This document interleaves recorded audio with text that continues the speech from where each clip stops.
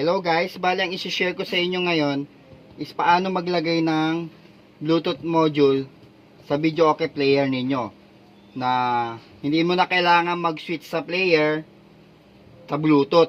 Pwede na magsabay yung microphone.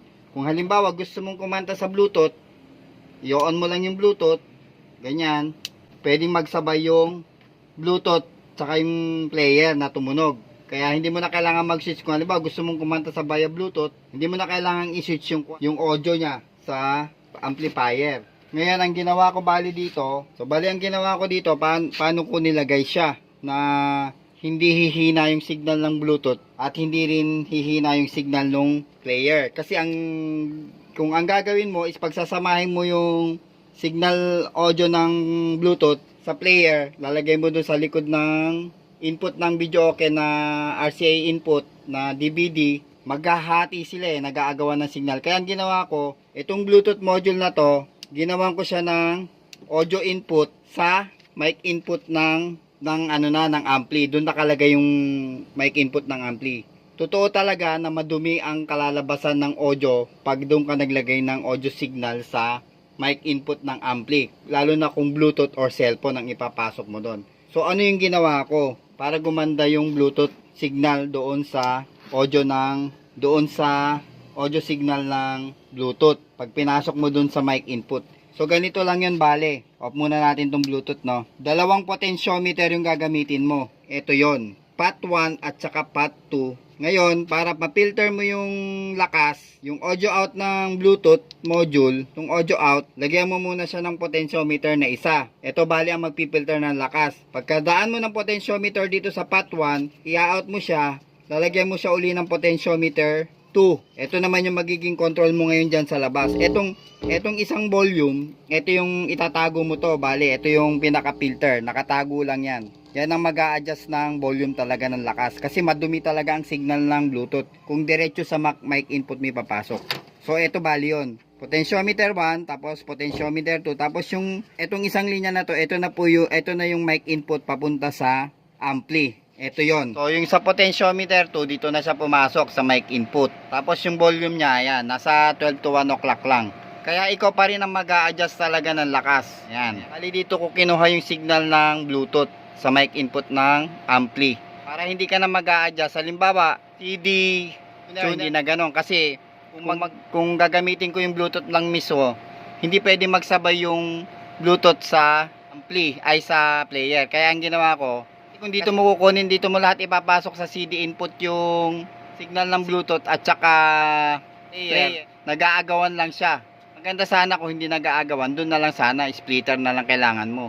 Eh hindi. Ang ginawa ko, sa mic input ko siya ipinasok para makuha mo yung signal ng Bluetooth na pwedeng magsabay yung player na tumutunog at saka Bluetooth. Na ang microphone mo is doon nakasaksak sa player. So punta tayo sa likod. So eto na yon. Bali may switch yung Bluetooth natin. Ito may main volume din tong Bluetooth input dito. Dito may volume din siya. Isasagad mo rin yan para pag tinimpla mo dito, sagad mo rin. Saka ka maghihina dito sa isang potentiometer. Bali dalawang potentiometer lang ginamit ko. Ito yung audio out signal ng Bluetooth. Nilagyan ko siya ng filter potentiometer para ito yung mag-a-adjust ng lakas. Ito kasi ang sasakal dun sa lakas ng Bluetooth. Bago mo siya lagyan ng isang potentiometer din, yung mic input papunta roon sa sa ampli. So ito itatago mo na to para hindi na to pakikialaman. So ito lang, babalansehin mo na lang yung lakas ng Bluetooth module mo dito tsaka dito. So ito ang volume ko dito, mga nasa 1/4 to 1/2 lang to itong potentiometer na to. Ngayon lalagyan mo rin ng switch. Ito yon yung switch papunta sa adapter. Ito 12 volts dito. 12 volts ginamit ko na 1 ampere. Nangahoy lang ako ng sirang ganito, tapos nilagyan ko na, hininang ko na lang dito. Tapos pinadaan ko sa switch yung positive. Ito on off. Nilagyan ko ng on off yung positive.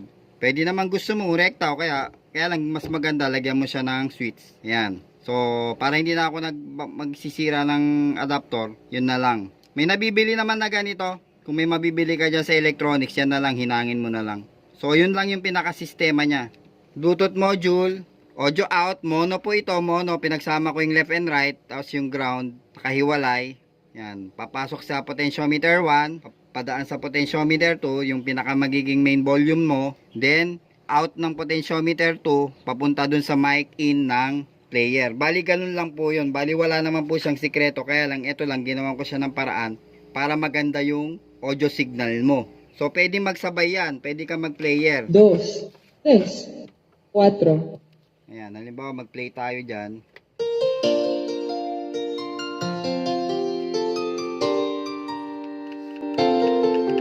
Naka big remote po kasi ako, ginamitan ko siya yung big remote. Yan. Pwede ka rin mag bluetooth. Ayan.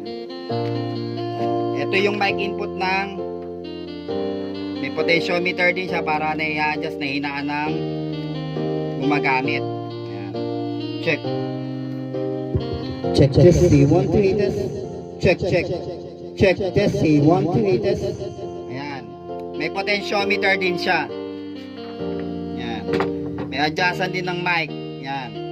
Habang kumakanta ka. Ngayon, kung gusto mo mag-bluetooth, stop mo yung player.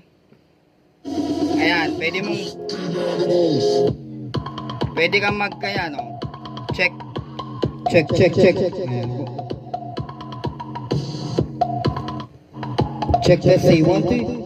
Pwede ka naka-bluetooth na kumakanta. Kung wala pa yung kanta mo dito sa player, pwedeng i-bluetooth mo na lang. Doon na lang sila kakanta sa monitor nila ng bluetooth. So, i-off ko na muna tong bluetooth.